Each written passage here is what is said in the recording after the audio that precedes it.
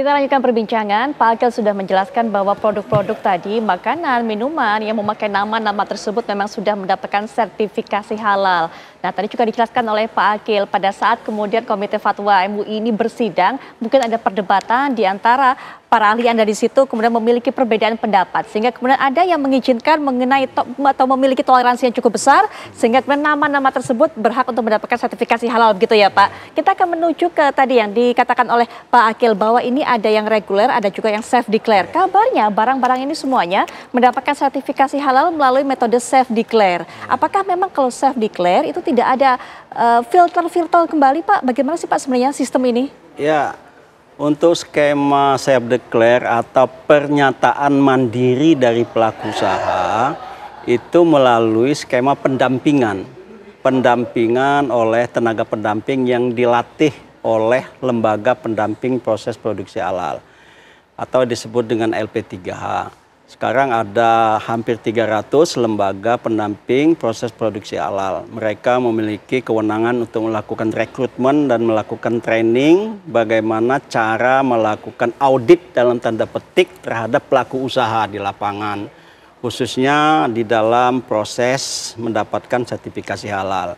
Sebenarnya pendamping itu juga melakukan audit dalam tanda petik di lapangan untuk melihat bahan bakunya, campuran bahan bakunya, prosesnya seperti apa gitu. Sehingga itu hasilnya itu diserahkan ke BPJPH by system untuk diberikan ketetapan halal oleh Komite Fatwa. Jadi yang mana saja misalnya yang boleh mengikuti skema self declare ini, itu memiliki syarat dan ketentuannya, persyaratannya. Pertama, produk-produknya itu bersifat alamiah. Alamiah itu ya misalnya tumbuh-tumbuhan, buah-buahan, kacang-kacangan gitu yang tidak ada olahan apapun, itu adalah produk-produk alamiah. Kemudian produk yang titik kritisnya rendah. Kemudian tidak menggunakan, bahkan menggunakan teknologi yang sangat rendah. Kemudian kalaupun ada bahan-bahan lain yang digunakan, bahan-bahan itu harus dipastikan kehalalannya yang dibuktikan melalui sertifikat halal. Apakah dia menggunakan terigu, apakah menggunakan minyak goreng, atau menggunakan gula, itu harus dipastikan sudah mendapatkan sertifikasi halal. Jadi sebenarnya dari sisi persyaratan, semua ini adalah produk yang sudah halal. Oke. Gitu. Cuma masalah nama saja, nah, Pak. yang buat ini adalah pelaku usaha mikro kecil. Yang mikro kecil ini difasilitasi pembiayaannya oleh pemerintah gratis. Supaya mereka tidak dibebani biaya untuk mengurus sertifikasi halal. Jadi mereka ini yang dibantu oleh BPJPH. Dan sinergi kolaborasi BPJPH dengan kementerian di tingkat pusat, BUMN, perbankan, bahkan pemerintah daerah untuk memfasilitasi puluhan juta UMKM yang ada di Indonesia agar dilayani sertifikasi halal gratisnya. Gitu. Oke. Ini sudah sampai pada Komite Fatwa sebenarnya sistemnya ini, auditnya tadi. Tapi kemudian masih ada kecolongan seperti ini, bagaimana sih Bu sebenarnya? Kalau kecolongan saya rasa itu bagian dari perjalanan ya Mbak ya. Jadi memang kita sudah berlapis ya, seperti kami di LPH LPPOM juga. Itu sebagai lembaga pemeriksa, setelah kami menerima pendaftaran, kan pendaftaran melalui BPJPH, kemudian pelaku usaha akan memilih lembaga pemeriksa halalnya masuk ke kami. Nah itu bagian yang harus diperiksa selain bahan, begitu ya, kemudian proses. Kami juga tim auditor kami itu akan memeriksa nama-nama itu apakah sesuai atau tidak, begitu. Setelah itu kemudian dilakukan proses audit, dilihat bahannya, dilihat prosesnya, kemudian dibuat laporannya. Ada lagi sebelum masuk ke Komisi Fatwa diperiksa lagi apakah memang ada terpenuhi atau tidak, begitu ya. Kemudian baru masuk ke Komisi Fatwa. Jadi lapisan-lapisan itu ya kalau memang dilakukan secara manual gitu, ada sangat berpeluang. Contohnya misalnya yang pernah kami alami. Kalau dari yang kemarin Pak Kaban dari BPJPH menyampaikan, itu termasuk ada 32 Pak yang hasil dari pemeriksaan yang dilakukan oleh LPPOM. Nah setelah kami telusur, ternyata sebagian besar itu adalah memang betul ada menggunakan nama wine, tapi nama wine itu merujuk kepada warna kosmetik sebetulnya. Ya, jadi tidak kepada makanan minuman, tapi ke warna lipstick misalnya Mbak, begitu ya, red wine begitu. Nah itu diizinkan, itu diizinkan karena tidak kemudian menyerupai atau mendekati sesuatu yang aslinya haram begitu ya, karena itu hanya sekedar warna.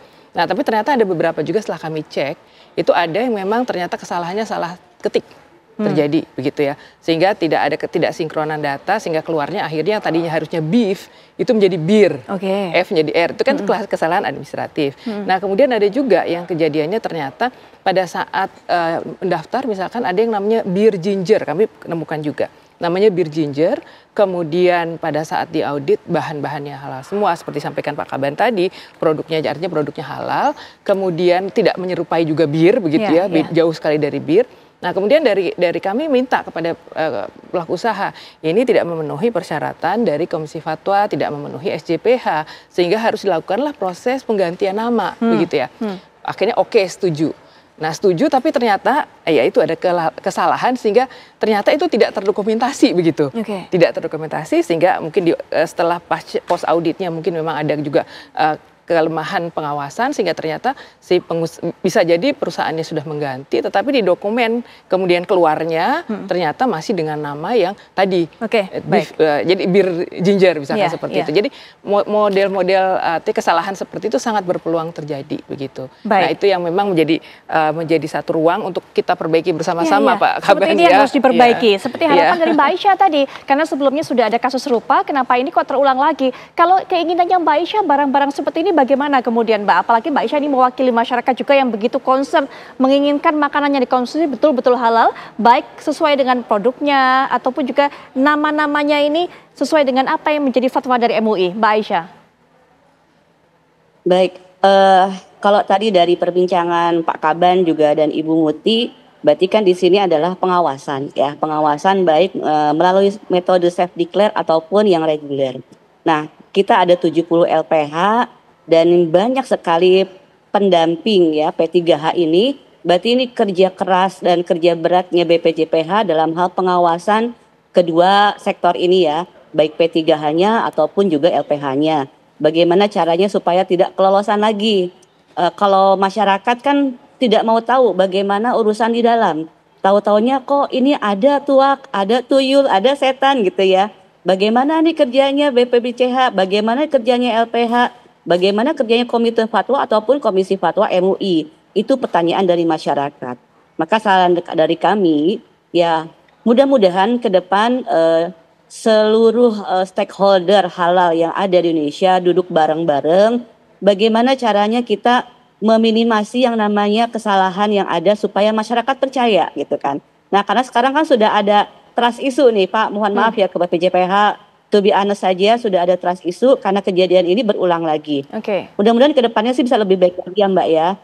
Yang saya tadi sampaikan, yuk bareng-bareng kita duduk, ayo kita selesaikan bagaimana halal Indonesia jauh lebih baik lagi. Baik, Pak Akil, masalah pengawasan ini dipertanyakan oleh masyarakat, bahkan juga ini bisa menyebabkan trust issue, hilangnya kepercayaan masyarakat terhadap BPJPH, Kementerian Agama. Apa kemudian evaluasinya dari apa yang terjadi di beberapa kasus belakangan ini? Ya, pengawasan itu salah satunya adalah partisipasi masyarakat ya. Partisipasi masyarakat bisa berkontribusi terhadap pengawasan bagaimana produk beredar di Indonesia. Pengawasan juga dilakukan oleh BPJPH secara rutin ya, secara insidental melalui tenaga pengawas kita yang ada di beberapa daerah. Saya kira kita tidak terlalu pesimistik ya. Kita saat ini sudah mendapatkan kepercayaan di dalam negeri maupun luar negeri. Banyak penghargaan-penghargaan yang kita peroleh gitu ya. Misalnya Halal Food Indonesia tahun 2022 dan naik peringkat dari 4 menjadi nomor 2. Itu adalah kinerja kerjasama kita semua sebagai stakeholder dan penggiat halal di Indonesia. Kemudian Dinas Standar juga mempublish rating kita dari nomor 4 menjadi nomor 3 untuk SGIA tahun 2023. Kemudian pada tahun 2023 bulan November kemarin top 30 perusahaan negara-negara anggota OKI, 15 perusahaan Indonesia yang produknya sudah halal. semua itu adalah sertifikasi halalnya dari Indonesia, dari BPJPH, diaudit oleh LPH, dikasih fatwa oleh MUI, gitu. Jadi ini adalah satu prestasi bersama dari kita. Kemudian baru ini saya baru pulang dari Maldives mendapat penghargaan dari GIFA. GIFA itu adalah Global Islamic Finance Award. Itu adalah penghargaan yang di bidang sertifikasi halal yang cukup bergengsi di dunia internasional. Artinya kita sudah mendapatkan penghargaan, pengakuan, baik di dalam negeri juga ada beberapa penghargaan yang kita terima. Kalaupun ada persoalan yang kita terima ini, yang kita hadapi saat ini, saya kira itu bagian daripada dinamika yang terjadi, yang itu juga merupakan bagian ikhtiar kita untuk melakukan perbaikan-perbaikan menjadi lebih baik.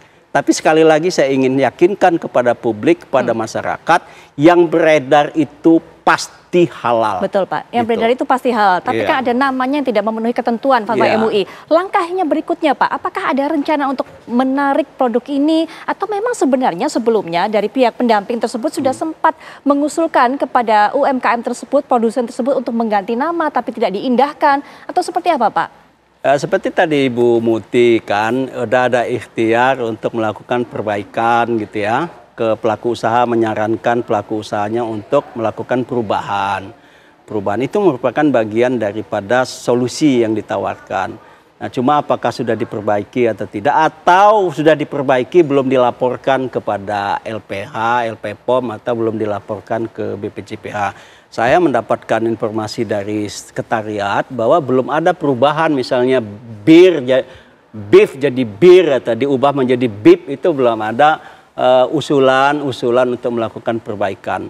Saya tadi habis datang ke kantor MUI, kami dengan Komisi Fatwa, dengan pengurus MUI sudah ketemu, dan kita ingin melakukan langkah-langkah yang lebih sinergi lagi, lebih koordinatif, kooperatif lagi, supaya hal-hal ini yang bisa kita perbaiki. Dan mungkin kalau masih ada nama-nama itu di lapangan, kita akan meminta kepada pelaku usahanya untuk merubah nama. Seperti yang sudah dilakukan untuk oleh mengubah nama. Nah, apakah untuk produk-produk yang saat ini jadi sorotan masyarakat sudah juga diberikan himbauan tersebut Pak? Sudah dihubungi mereka masing-masing untuk diminta mengubah namanya? Atau apakah kemudian produk ini sudah terlanjur dicap halal, kemudian juga sudah dilempar ke pasaran? Apakah kemudian akan ditarik kembali? Tapi nanti Pak, nanti kita akan bahas kembali setelah jeda berikut ini.